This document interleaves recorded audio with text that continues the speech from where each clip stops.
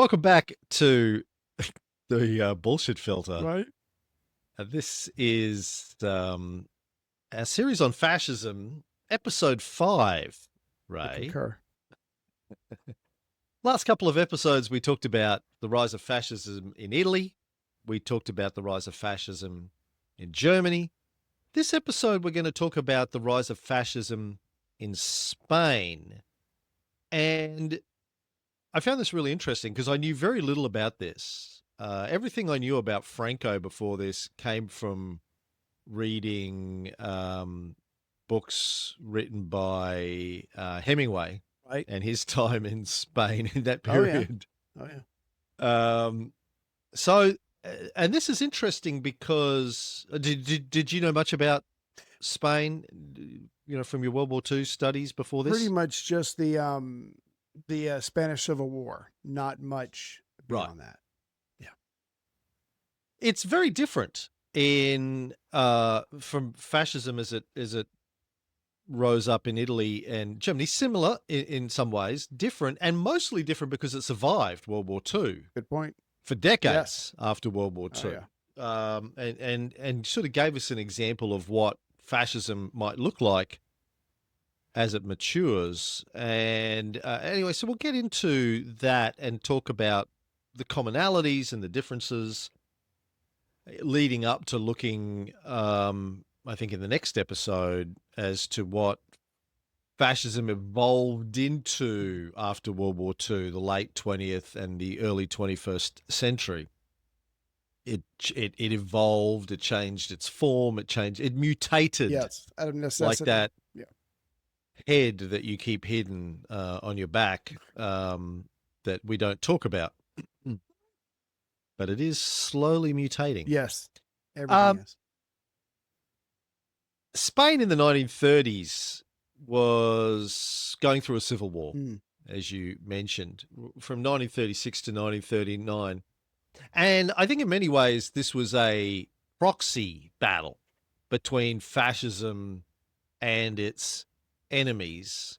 On one side, you had the forces against fascism, the Republicans, a coalition of leftists and liberals and regional separatists from across Spain's relatively young democratic republic, because it obviously had been a kingdom and a variety of kingdoms and mergers of kingdoms going back for centuries.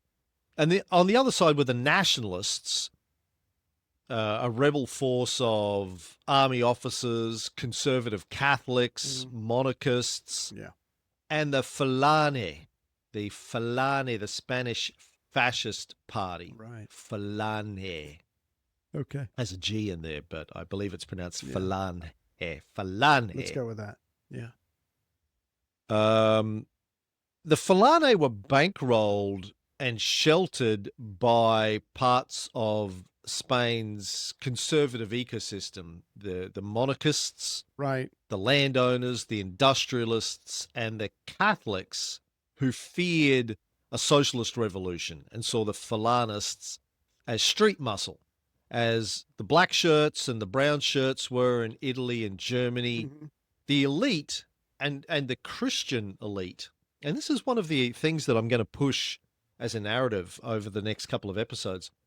You know, it's become evident to me that fascism, as we've seen it over the last 100 years, and including what we're seeing happening in the US today, is specifically a Christian reaction to atheism and socialism. Right. But some people might call those very things modernism or just the evolution of a society. But you're right; they don't want change. They want the basis of their culture, their foundation, to stay the same, and they're even willing to fight for it. And again, the church is, and it certainly is in Spain, is definitely wrapped up in that philosophy, if you will. And it was in Italy, and it was in Germany, and it was in Portugal, and it is in the United States today. Absolutely. Like obviously, the whole MAGA movement is very rooted in Charlie Kirk's version of Christianity, right? Just because Trump holds the Bible upside down does not mean he is not willing to use it as a prop to say to literally the people that his policies are hurting, I'm one of you. I'm with you. I don't go to church, but I believe. I can't name any books or I can't give quote from the Bible, but trust me, I'm one of you. So again, it's for him and for others as well. It was just a prop, but it will certainly be woven much more deeply into the Spanish version of what we're talking about tonight. So the Falange Española was founded in 1933 by José Antonio Primo de Rivera. Nice name. The son of General Miguel Primo de Rivera, who was the military dictator of Spain in the 1920s during the last years of the Bourbon Restoration. And the Falange group was the homegrown fascist style movement. Right. Obviously we've seen, so there's a bunch of things, I guess, to put this in context. You always, I think, need to remind ourselves what's going on in the world in the early 30s. So we have World War I in 1914, 1918. We have the Russian Revolution, 1917, 1918, the first successful socialist revolution that captures the attention of the world. Then we have the booming 1920s. Then we have the Great Depression. Right. It happened in end of 29-30, which devastates most of the Western economies.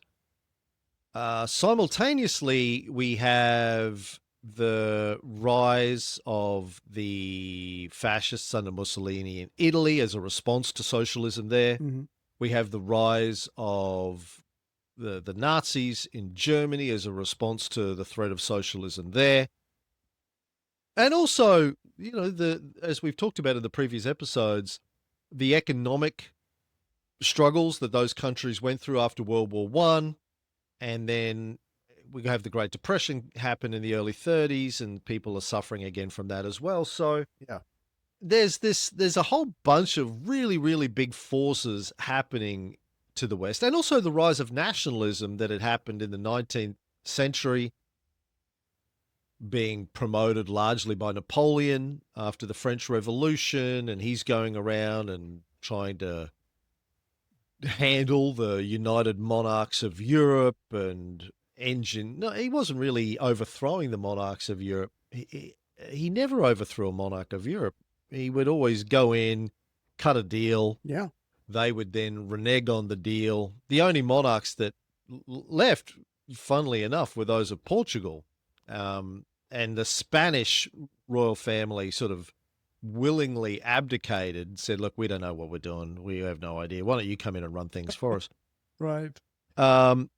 But they were restored later on. But so you got all of these forces in the 19th and early 20th century that are playing a role here.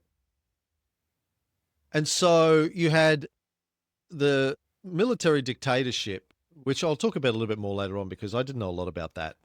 I don't want to assume that people know their Spanish history. But Falanism was borrowed heavily from Italian fascism, had its own kind of Iberian Peninsula flavor. But it was the core tenets of it were mostly national unity and anti-regionalism. There was a lot of parts of the Iberian Peninsula, Catalonia, the Basque country, that wanted regional autonomy. Right. They the Falanists demanded a centralized state. They're a bit like Lincoln, Abraham Lincoln. They're like, no, you don't get to break off and do your own thing. No, sorry, you're not fuck going you. anywhere. Yeah, exactly. Yeah. The prototype fascist, Abraham Lincoln.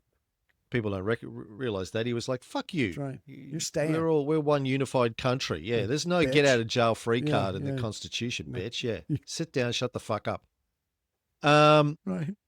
They didn't. The Falanists rejected any kind of multiculturalism, cultural diversity in these different regions.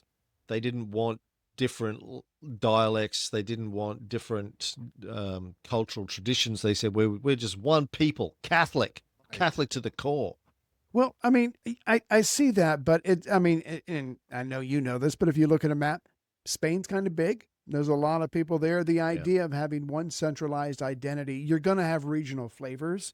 But obviously that they weren't willing to tolerate that. Can I just say real quick, the way you zoomed out and the way you described all the problems early on in this century, it makes sense. It makes more sense to me now that someone like the fascists would come up and go, there's a lot of problems here. And what do I see connected to all these problems? Liberal democracies, weak leaders or whatever. And so I can see why they would select something like, or with the tenets of fascism going, this is what it's going to take to fix all these problems. We're not going to let corruption go, so that way we don't get ripped off like the Great Depression. We're not going to let people break away, so our nation stays together. It stays pure, whatever the fuck that means. But I could see it now as, I don't know if it's a knee-jerk reaction or only a partial knee-jerk reaction, but when you describe it like that, again, you have to be sincere and honest, and you have to go, they really thought these were the problems of the day, and they really thought that something, their brand of fascism, was a solution to it. They were literally trying to fix things, not just smash things. And I think that gets lost along the way. I mean, you smash on purpose the things you don't like, but you know what I'm saying? They literally thought they were rebuilding or giving a rebirth to their nation. This idea of keeping it one unified nation, I think that's primarily around the strength of the economy and the military. Like, you need all of the land, all of the region that you can get your hands on to stay strong. You need all of the economic activity within one area. Again, as we've talked about on, I think, the Cold War show and on this show over the years, the actions of Italy and Germany and Japan, the Axis at the start of World War II, was primarily built on economic drivers. They had, for a variety of reasons, missed out largely on the land grab of the 19th century. Mostly because they hadn't unified as a country. And when Britain and France and Spain and then the United States and Russia were going out and grabbing the, colonialism, going out and grabbing Asia and Africa, and the United States was part of that for both Britain and France, right? Colonial expansion. Australia became part of their colonial expansion, Canada. Right. Italy and Germany and Japan, for a variety of reasons, missed out on that. And then they get to the early 20th century. They've got these relatively tiny countries with not a lot of great natural resources. And they're like, fuck, we can't survive. And then they start getting squeezed out by these economic trading blocks that the United Kingdom and France, etc., have on purpose. And America had crushed the Spanish during the Spanish-American War on a fake pretext of, you blew up our ship off in Havana. Did you see this week that Venezuela are claiming that Trump was trying to pull that off in Venezuela? He said he shipped some sort of Navy, like a carrier, I think, off the coast of Venezuela.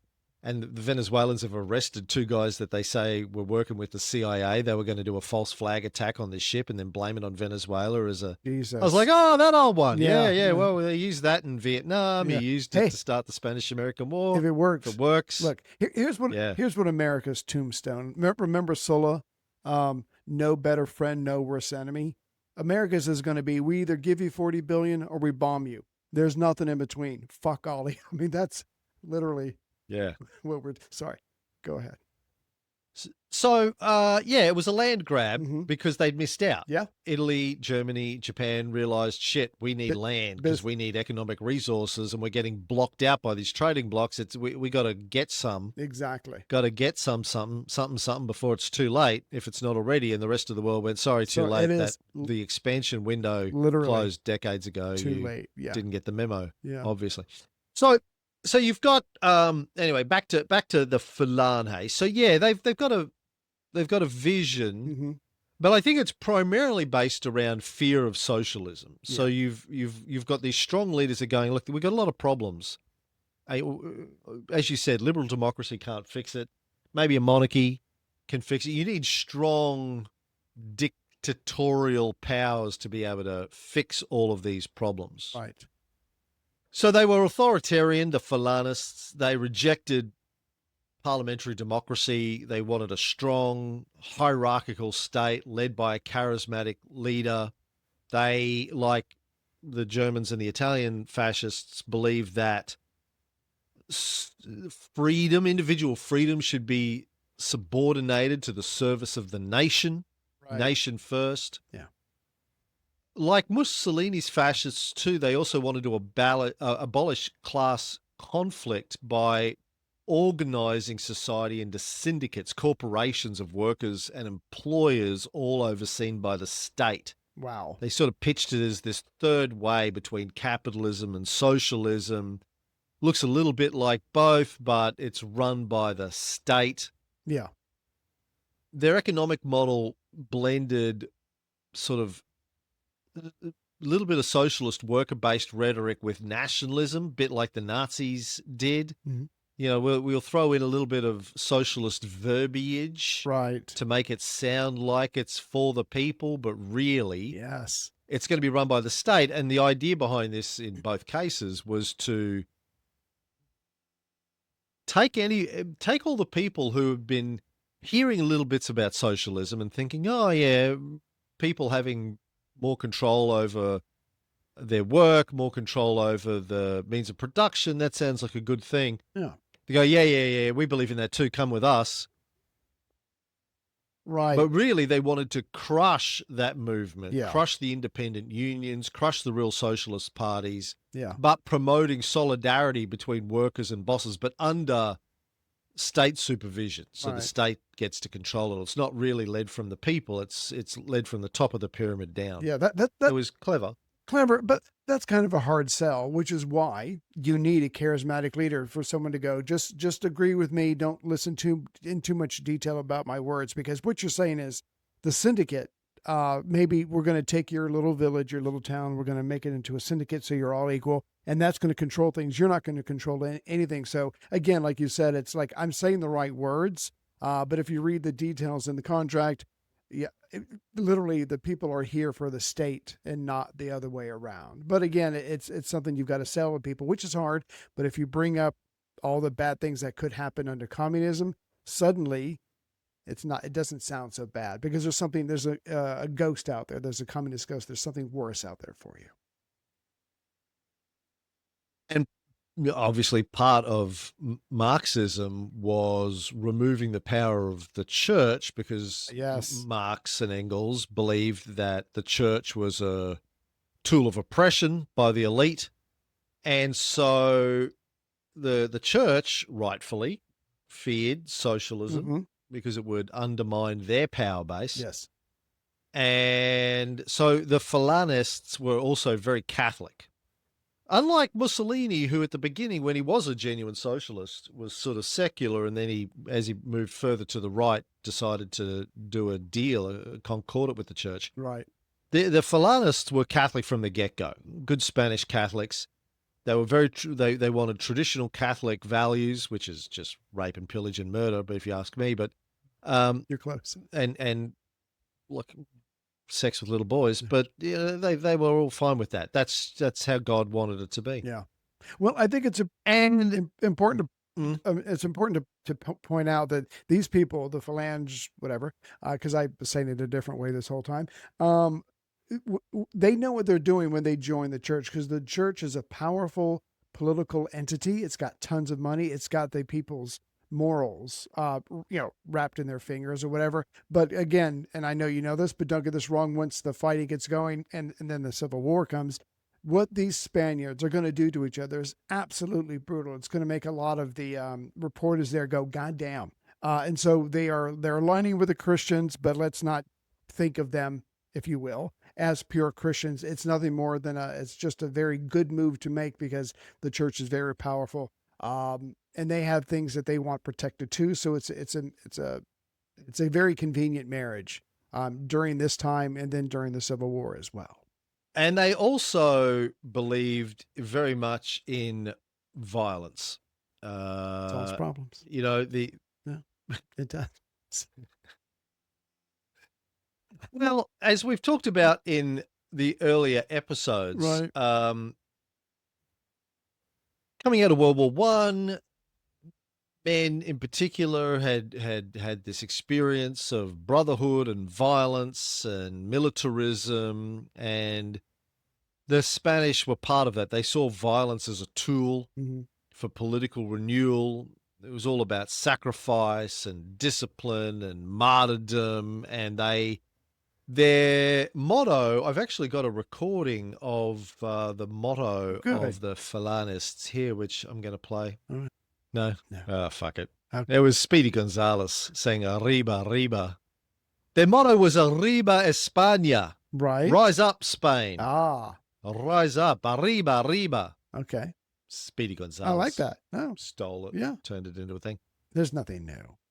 So during the Spanish Civil War, 1936 again, 1939,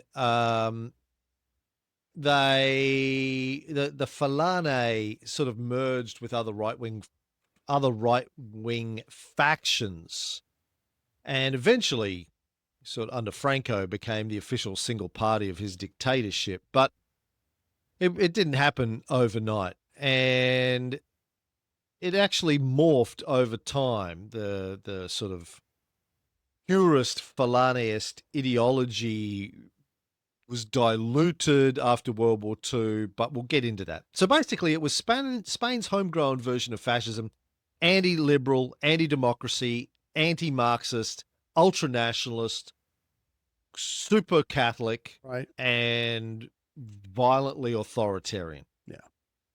And they were tired of the liberal democracy. They want either a king or a strong leader back going, we need a strong person in there to deal with all these problems. No more talking about it and voting. It's time for action. Spain had been run by the Second Spanish Republic from 1931. The First Republic had only lasted less than 2 years, from 1873 to, February 1873 to December 1874. Right. The king at the time had abdicated. There was the 10 years war going on in Cuba, part of the Cuban Revolutionary Wars that we've covered recently on the Cold War podcast.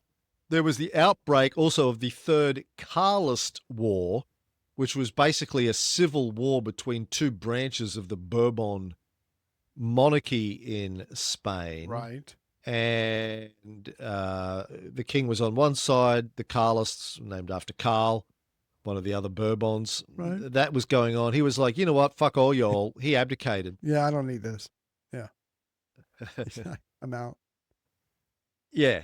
And so that was the First Spanish Republic. That only lasted, as I said, less than 2 years. Right. Then in 1931, they got rid of the Carlist king, Alfonso VIII, and the dictator, General Miguel Primo de Rivera, who had been running the country for quite a while. So it was 1931. They proclaimed a republic. It's the Great Depression. Everyone's depressed, and they're trying to figure out what to do. They had a constitution. They had a prime minister, a guy called Manuel Azana, and he initiated some fairly modest reforms. He did ban religious orders from controlling schools and started a big school building project, government-funded public schooling. Nice. There was a new constitution that established freedom of speech and freedom of association, extended suffrage to women in 1933, allowed divorce, and stripped the Spanish nobility of any special legal status. And there was some moderate agrarian reform. Damn. So you can imagine the elite and the Catholic elite not happy about reform. I'm angry for them. Don't like reform. Yeah, no. That was a lot. That was a lot. Sorry. Go ahead. Sorry. Was it? So from a rich person's point of view, it felt like a lot. Sorry. No, you talk. Yeah. Yeah. So the rich people and the Catholic elite are feeling extremely challenged and threatened by all of this. Exactly. Oh, nice branding with the coffee mug. I used to have one of those. I don't know where it is. Yeah. And you're probably on that shelf behind me that's covered in a black rag. And for everybody, I was thinking about raffling this off. I can't tell you the number of times my lips have been on this. So something to consider. We'll talk later. Sell it, but tell people they have to burn it with flame as soon as it arrives. Like Lenin had done, Azana had also granted these regions autonomy, and Catalonia had taken that up. had its own parliament. Oh, wow. But after a couple of years of all of this, Azana was under a lot of pressure and he lost parliamentary support. And the president of the country, Alcala Zamora, right, forced him to resign in September 1933. They had another election. It was won by the Spanish Confederation of the Autonomous Right, or CEDA, as they were known. They were a Catholic conservative force, and they wanted to revise the anti-Catholic components of the new constitution. Oh, right. That was preventing the Catholics from running churches and stuff like that. Sorry, running schools and stuff like that. Not running churches, running schools. Can I? But just real quick, it's 1933. I think he said. How many countries could you list them all have fully recovered from the Great Depression? I mean, I know all politics is local, and I know these people want change and they want it now, just like everybody else does. But to think that he was going to be able to do something in 2 years or less, with the Great Depression going on. Again, I know to these people it doesn't matter, but for us, we should be able to zoom out and go, well, yes, it makes sense that he lost power because it makes sense that he couldn't really change things the way he may have been able to if there hadn't been, I don't know, a fucking Great Depression going on at the time. So again, context is everything, but they gave him 2 years and he just couldn't get it done or couldn't stand up to the powers that be, I guess. Well, I think it was more that. Yeah. I think the pushback from the right, the elite and the Catholics, was too much for the president to contain. Yeah. But the president, he's like the head of state as opposed to, like, he'd sort of replaced the king of the head of state and the prime minister ran the government. It wouldn't allow the CEDA to form government. He was too concerned about their monarchist sympathies. Yeah. So instead, he invited the Radical Republican Party, run by a guy called Alejandro Lerroux, to form government. So he's like, these guys won the largest share of the vote, but he didn't let them form government. Yeah. You're slightly less of a threat to me. Go ahead. You're slightly less. Do you get to crazy form a government? But CEDA didn't give in so easily. About a year later, they were able to force the president to allow them to have 3 ministries for men in their party. Right. But then the socialists arced up. The socialists triggered an insurrection. Oh, shit. They were basically concerned that the far right were going to take back the country, bring back the monarchy, bring back the Catholics, etc., end all of the reform that had been done. Right. So a general strike was called. There was a countrywide revolt, but it didn't last very long. It only lasted a couple of weeks, except in Asturias. Oh, shit. One of the regions where miners in Asturias occupied the capital, Oviedo. They killed officials and clergymen. 58 religious buildings were set on fire, including churches and convents. Yeah. The miners occupied other towns, and they raised an army of 30,000 workers in 10 days. Jesus. And declared a proletarian revolution, abolished regular money, set up revolutionary Soviets in regions that were under their control, captured a number of priests and business leaders who were executed. Damn. Civil guards were executed. Yeah.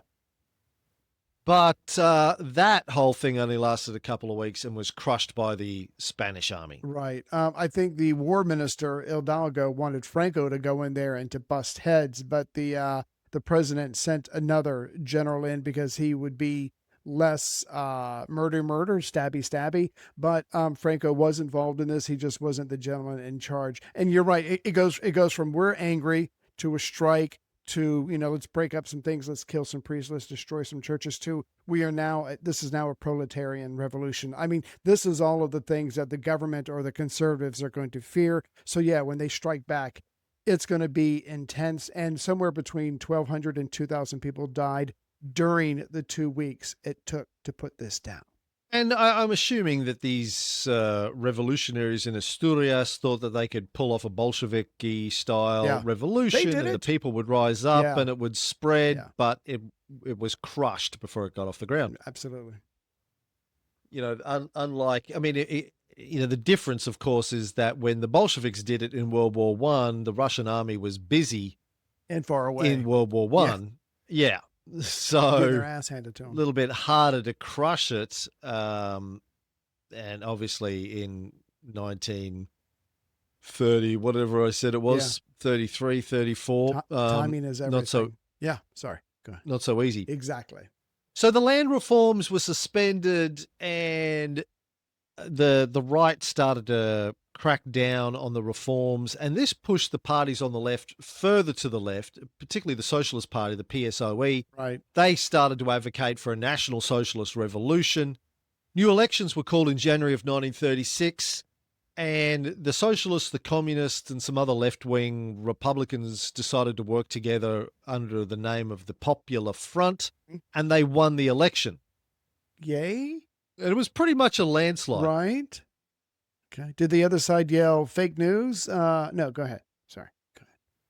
Well, the other side formed a coalition called the National Front. So the Popular Front were the left, the National Front were the right. It was CEDA, some monarchists, the Carlists, again, the supporters of the Bourbon dynasty branch that was descended from Don Carlos Cantos Molina. Mm-hmm. There are some suggestions from modern historians that the results of the elections might have been rigged. But either way, within about 36 hours after the election, riots had broken out. 16 people had been killed.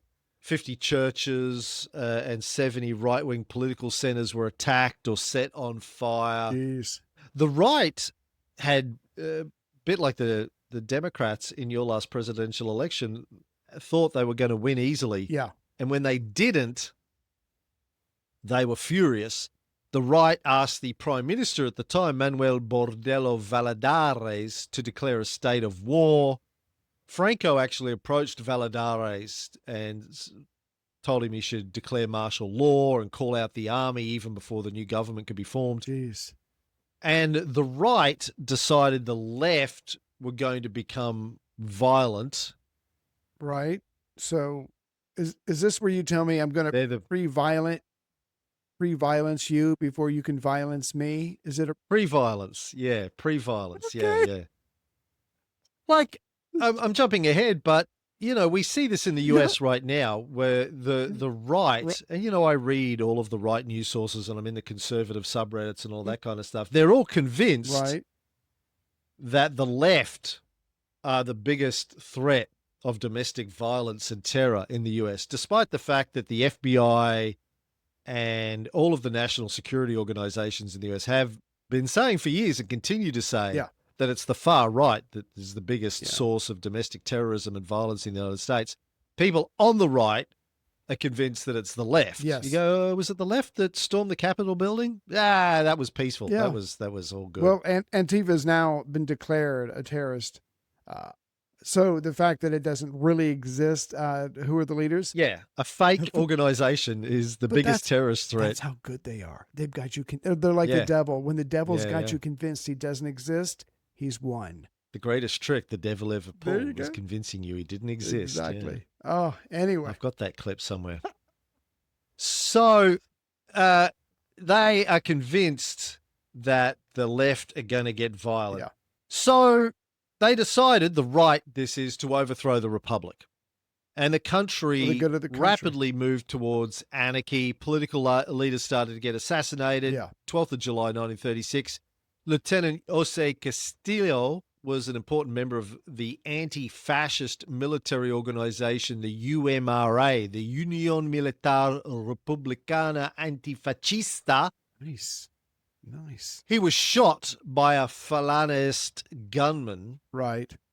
In response, a group of leftist militia got the approval of the Minister of the Interior to arrest a list of right-wing members of parliament.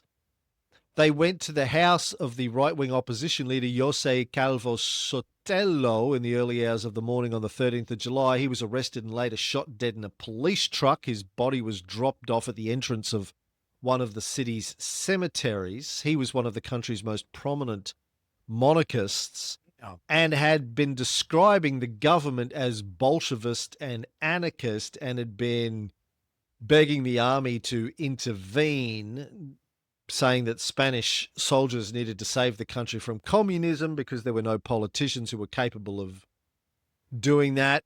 And people on the right then blamed the government for his assassination, claimed the authorities didn't investigate it properly, and instead promoted those who were involved in the murder. Yeah. And his assassination became the catalyst for a coup. Jeez. 3 days later, on the 17th of July, 1936, there was a coup d'etat.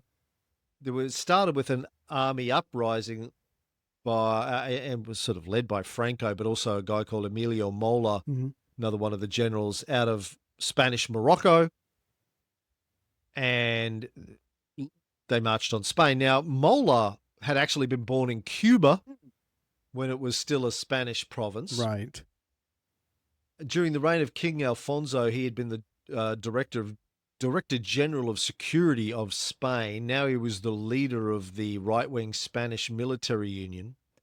Franco himself had been born into an upper-class Spanish military family. He joined the Spanish army as a cadet when he was 15, rose through the ranks to become the director of the General Military Academy in Zaragoza, and was briefly the chief of army staff before the 1936 election. And Mola gets killed, I think, in 1937. Franco emerges as the national leader. Then Mola's plane mysteriously flew into the side of a mountain. Look, the mountain jumped out of nowhere. I didn't see it coming. No, yeah, it was very convenient for Franco. That's all I'll say. But that was later. Yeah. That was 1937. So Franco emerges as one of the nationalist leaders. There's a couple of them. Another general, he dies, and then Mola dies, and Franco's the last man standing at the end. But right, they end up in this civil war. The nationalists, Franco's side, get direct military aid from Mussolini and from Hitler, and they won the war. And the West stayed out of it, like France, United Kingdom, United States, all stayed out of it.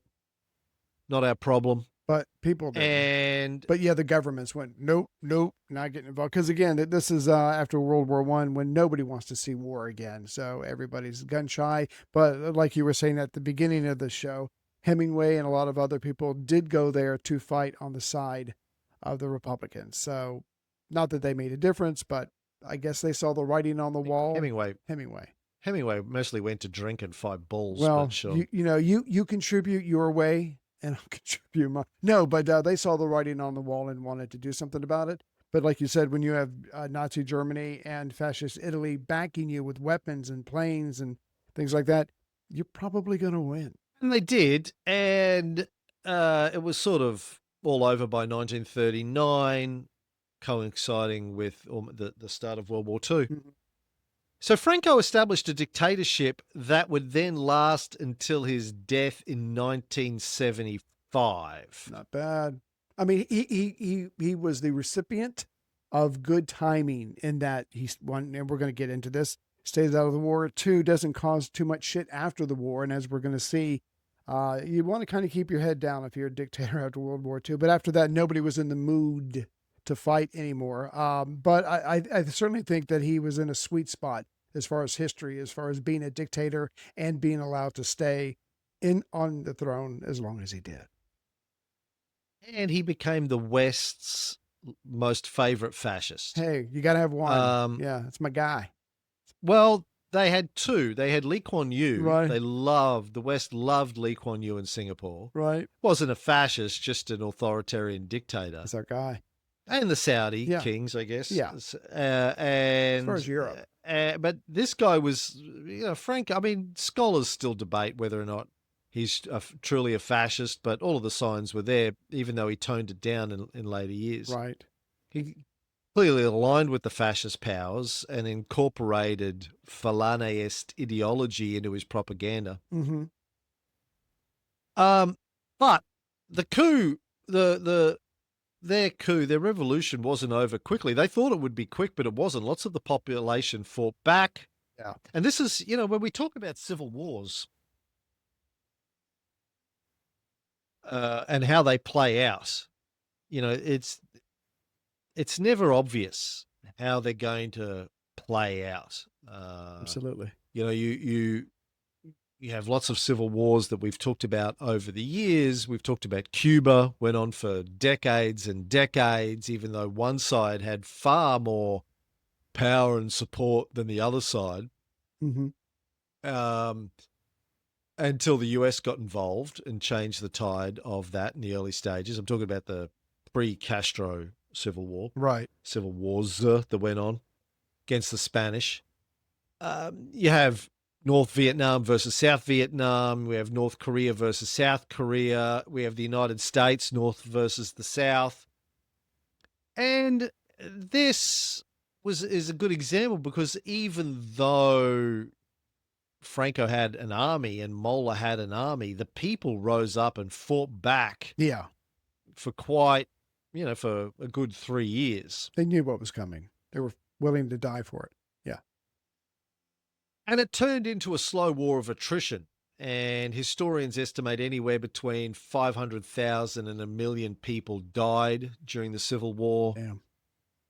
The Spanish army of Africa from Morocco came up under Franco to attack the mainland. Mola moved in with his army from the north. The army was also mobilized to take over government institutions, and every time the nationalists captured a site, there were bloody purges. The Republicans, like the left side, did get some support from Portugal, interestingly, the USSR and Mexico. But as I said, France, Britain, and the other European powers in the United States basically had a policy of non-interventionism. So did the USSR, technically. Yeah, yeah. But probably the most famous event of the Civil War is the bombing of Guernica, because Picasso did a very famous painting of it. And it was one of the first civilian bombings, aerial bombings of the 20th century. And, it was a big deal at the time. Yeah. Systematic. Franco got support from the Luftwaffe and the fascist, the Italian Aviazione Legionaria. Guernica had been used as a communication center by the Republican forces just behind the front line, and they bombed the crap out of it, including just targeting civilians. Yeah. Systematic carpet bombing. Yeah, go ahead. Sorry. Yeah. And like the bombing of Dresden in World War II, which we've talked about over the years, under international laws at the time, it was considered, Guernica, as was Dresden, a legitimate military target. Under international law at the time, you could bomb the fuck out of civilians. All day long, son. Yeah. Now, how many people died in the bombing of Guernica, Ray? I don't know. 1,000? I honestly have no idea. How many people died in the bombing of Dresden? Ooh. I don't know. 10,000, couple. I don't know. Gee, do you know anyone who does a podcast on World War II? Well, we should get them on the phone. The ironic thing is that I did the Spanish Civil War in minute detail about 5 years ago. That was before I started doing edibles. So how the rest of this story goes. I'm lucky to find my home when I leave. So no, I don't remember statistics that small. Please tell me. Well, historians now think that the civilian death toll in Dresden was somewhere like 25,000. The Germans claimed 500,000, but historians have scaled it right down. Yeah. Guernica, they think, was probably under 300 deaths. Yeah. It was more the idea. But at the go ahead. Sorry. time, yes, it was a big deal. It was the idea of just that bombing of a city. Yeah. Hiroshima, of course, was more like 150,000 killed directly or indirectly. Nagasaki, 60 to 80,000. And I've often heard before when people sort of Americans try and justify Hiroshima and Nagasaki, they'll say that Dresden was far worse. Far more people were killed in the bombing of Dresden than in Hiroshima and Nagasaki put together. But it's not true. Yeah. It's not No. Not true. It's a story that's been peddled for 75 years to justify Hiroshima and Nagasaki, but not true. Exactly. And you remember when we did talk, I guess it was on the Cold War, I can't remember. We talked about the bombings. There was the immediate deaths, and then there was the deaths the next day, and then the next couple of days from radiation. I mean, it just devastated the area. Sorry, go ahead. Yeah. Directly and indirectly, those hundreds of thousands died. Yeah. So Barcelona fell to the rebels in early 1939 and the war was over. And for the first 4 years after taking the country, Franco ruled almost exclusively by decree. Easier. It's a lot easier that way. Sorry. That's what Trump says. Yeah, just in August of 1939, they passed the Law of the Head of State. Ooh, I like where this is going. Sorry. Permanently granted all governing power to Franco. That sounds right. He was not required to consult the cabinet for legislation or decrees, and he possessed far more day-to-day power than even Hitler or Stalin possessed at the heights of their power. Interesting. I wonder if it's the people under him just don't trust each other, so they give it to the Cadillo. I don't know, but because he's only one man, he can only make so many decisions in one day. But again, I guess when you have that figurehead at the top, you give them the power and you hope for the best. Hitler and Stalin had like Augustus-style rubber stamp parliaments for appearances' sake. Yeah. Franco didn't even worry about that. He was like, no, just all right, sits with me. That's all you need. One guy. Just me, yo Cadillo. Oh, good for him. So they had a one-party state. Right. He merged the Falange with other right-wing groups into something called the National Movement. Ooh. He had blue-shirted militia. See, not black, not brown, but blue. That's okay. That right? If it's a different color, then they're not as bad. Yeah. Okay. It's just like you go into the office wearing a blue shirt. Right.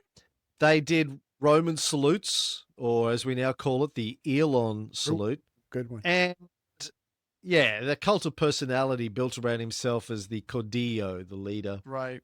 You want to say anything about what the early years were like under Franco? This will come as no surprise, but independent unions were banned. And I think you mentioned this earlier. Workers were forced into state-controlled syndicates. Political opponents, no thank you, especially leftists, were jailed, executed, sent to forced labor camps. Again, it's got the tinge of fascism, but I think we're going to find, and as we go and finish this episode, the Cadillo was interested in holding on to power. There's no point in getting power and then getting, like a coup d'etat or whatever. So it's not so much philosophy or ideas like Mussolini and Hitler had. He just wants to stay in power as long as he can. So he's certainly doing things to bring power unto himself. He's certainly doing things to humble the people so they can't hurt him, like the press, the radio, education was censored. And like you said a second ago, it was all for the glory of Franco. They had the symbols, they had the uniforms, they had the salute. So again, it was militaristic, but there was a tinge of religion as well because of Catholic Church. You certainly can't ignore them in Spain. But yeah, no, he did all the things that you need to do. The people had a lot less freedom. They certainly weren't allowed to express themselves. And one of the things you certainly do when you win a civil war is you take all the weapons away from those who lost so they can't hurt you again. And he did that as well. Yeah, and tens of thousands of former Republicans were imprisoned and executed in something called the White Terror. Gotcha. And, one of the things that you see in these sorts of states is you don't need to arrest everyone. You just need to arrest and execute enough that people get the message. They'll get it. Right? They'll get it. Yeah. And political parties and unions were banned. Regional cultures like in Catalan and Basque, Catalonia and the Basque regions were sort of suppressed in favor of a single Spanish nationalism. And it looked pretty fascist. One contemporary observer in the 1930s in Spain said, fascism, since that is the word that is used, presents, wherever it manifests itself, varied characteristics. It is essentially a defensive reaction, a desire not to die, which at certain times seizes a whole people. So it was sort of positioned as the country was dying under this liberal democracy, and you needed this strong reaction to it in order to pull the country together. But yes, it was staunchly anti-communist, pro-Catholic, pro-monarchy in a way. Get to that in a second. But unlike Germany and Italy, which was sort of had this future-oriented rhetoric about building the perfect modern society, Franco's was more about traditional Catholic values. So it differed from those. It was like a return to make Spain great again by going back to the good old days, not this push for modernism. Right. We were better back then. Let's go back to back then, whenever the fuck back then was. But everybody can then use their own imagination to reach back to a time when simpler times, better times, when everybody knew their place, all this bullshit. But yeah, no, you're absolutely right. They're not heading into the future. They're trying to pull it back to the past. España eterna. Ooh, eternal Spain was sort of the catchphrase. Right. Now, the thing that saved Franco was he stayed out of World War II. Schmart. Sorry, go ahead. Despite sympathizing with the Axis powers, he did meet with Hitler in 1940 to discuss joining the Axis. I'm this close, Adolf.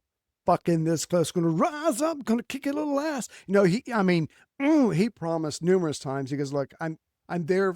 And I think he literally did say this to Hitler. I am there with you in spirit.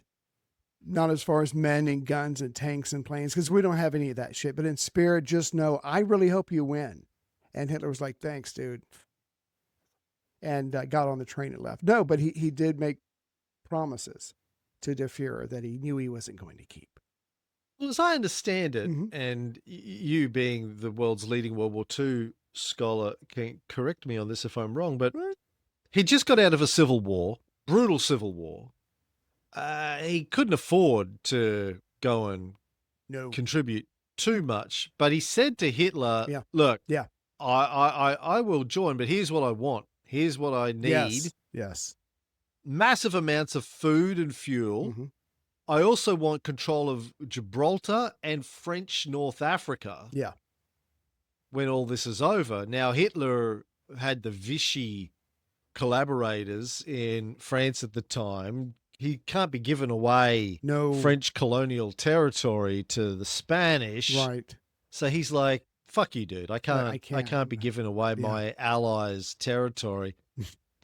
Some scholars seem to think that Franco deliberately set and gave an unreasonable demand to Hitler because he knew Hitler would have to reject it, and then he could go, well, if you won't give me what I want, then I can't do it. Yeah. And not only that, but Mussolini said the same thing, which is why he hardly ever went into the stuff that Hitler wanted him to, because he's like, you're not sending me what I need. And you're right, Franco just got out of civil war, and I think the Americans and maybe the British, but mostly the Americans, were making certain promises of food deliveries. But Franco had to behave himself. But you're right, you don't go up to someone who's pretending to be your friend, but at the same time they're a bully, and go, fuck you, I'm not joining with you. You got to be careful with people like Hitler. You got to go, no, I'd really like to, but not today, dog. I don't feel it. And he just kept playing that. Yeah, go ahead. I've actually got a recording of Franco here. Thank Christ. Fuck. Okay. Just you saying, all right, Hitler. There's an often quoted remark attributed to Hitler where he said he would rather have some of his own teeth pulled out than to ever have to personally deal with Franco again. Listen. Look. There's bad, and there's, oh my God, even Hitler doesn't want to ever deal with you again bad. Like, there's rip my teeth bad. That's pretty. But then there's you bad. Yeah. And fuck you. Yeah. So, well, he was just wasting his goddamn time. And I think he eventually figured that out. But anyway. No, Spain being neutral during World War II meant that they got a lot of plaudits from the West. November 1942, Roosevelt wrote to General Franco, "Your nation and mine are friends in the best sense of the word." Aww.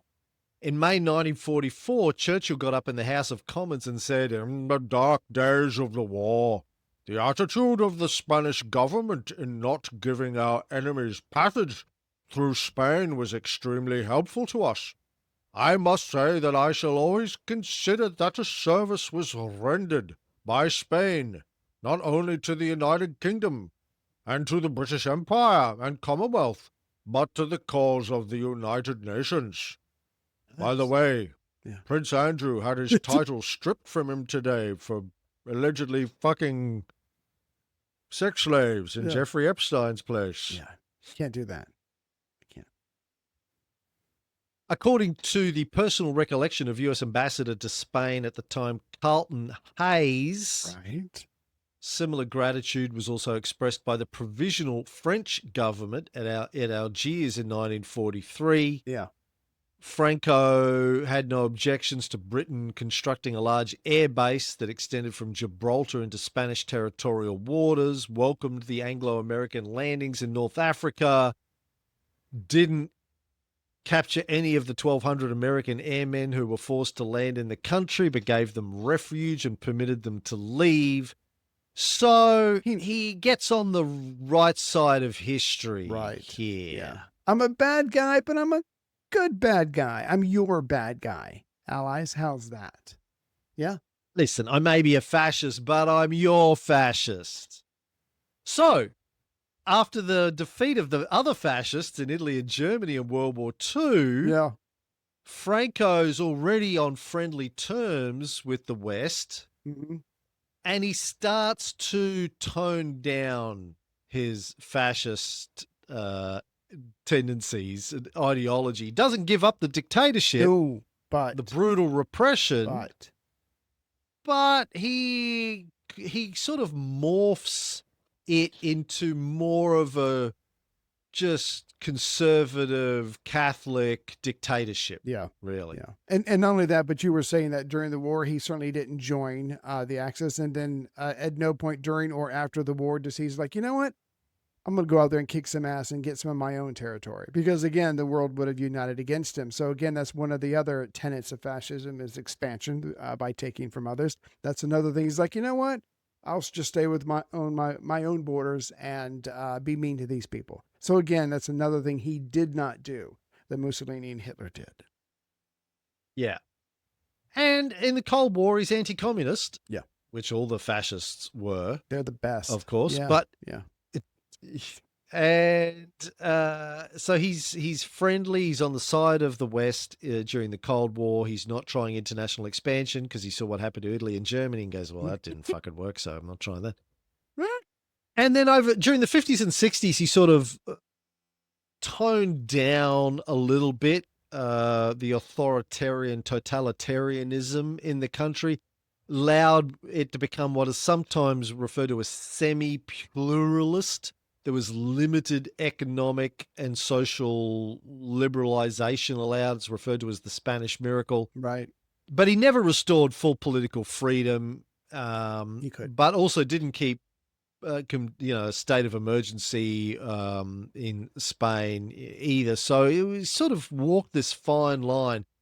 The US under Eisenhower entered into a trade and military alliance with him in the 50s. Eisenhower went to visit him in 1953. Spain was admitted to the UN in 1955. American conservative commentator William F. Buckley Jr. was an admirer of Franco, praised him effusively in his magazine, The National Review, where all of his staff were huge admirers. Buckley called him an authentic national hero who, above others, had the qualities needed to wrest Spain from the hands of visionaries, ideologues, Marxists, and nihilists. Like, as I said, he was like Lee Kuan Yew. He was a ruthless dictator, but he was pro-capitalism, and therefore he was our ruthless fascist dictator. I'm not a threat. I'm not a threat. Don't take me out. Yeah, but I get to be a big, bad, tough guy within my own country.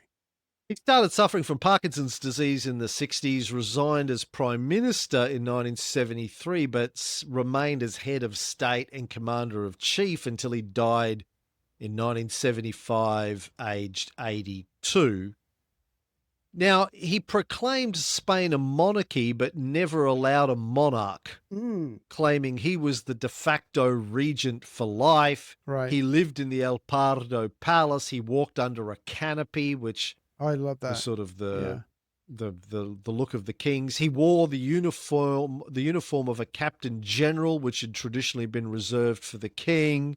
His portrait appeared on coins and stamps, and he added "by the grace of God" to all of his terminology. It is about his rule. Right.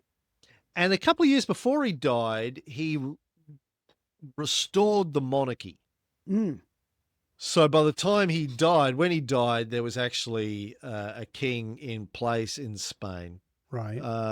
But his reign was marked by brutal repression, tens of thousands killed, but also economic prosperity, which improved the quality of life in Spain because he got on the side of the West. Yeah. So he was there was this highly centralized, authoritarian, nationalist government, anti-communism, anti-socialist, but friendly to the West. Yeah. Because he stayed out of World War II and then decided to be part of the West's Cold War economic alliance. Didn't get money out of the Marshall Plan, but did get trade agreements with the US later on. After his funeral, his widow, Carmen Polo, supervised the moving of crates of jewelry, antiques, artworks, and his papers to various family estates around Spain or to safe havens in foreign countries. Family remained extremely rich after his death. She had a room in her apartment in which the walls were lined from floor to ceiling with 40 columns of 20 drawers containing tiaras, necklaces, earrings, garlands, brooches, and cameos. Others contained gold, silver, diamonds, emeralds, rubies, topazes, and pearls, but the most valuable jewels were kept in bank vaults, probably outside of the country. She hosts. After he died. She hosts a lot. Okay, so you don't know. Go ahead. After he died, Spain transitioned peacefully towards a democracy, and they had something called the Pact of Forgetting. Convenient. Which is a bit like you and your ability to remember anything you talked about on your World War II show. The major parties, a bit like when Obama got into office and people wanted him to prosecute Bush, Rumsfeld, and Cheney for Iraq and Afghanistan. And he said, let's let bygones be bygones. Let's move forward. Yeah. Well, look to the future. Look forward in our past.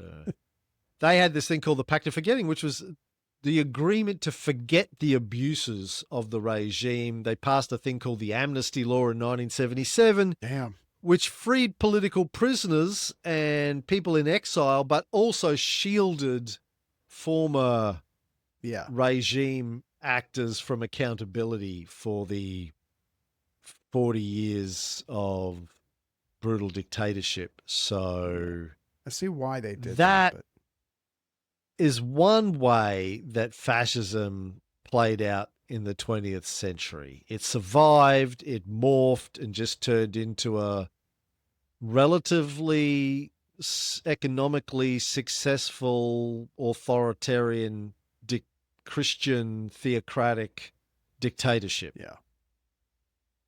That's the formula. In our next episode, we will look at what happened to fascism outside of Spain in the late 20th century and how it didn't die. It just rebranded itself as other things.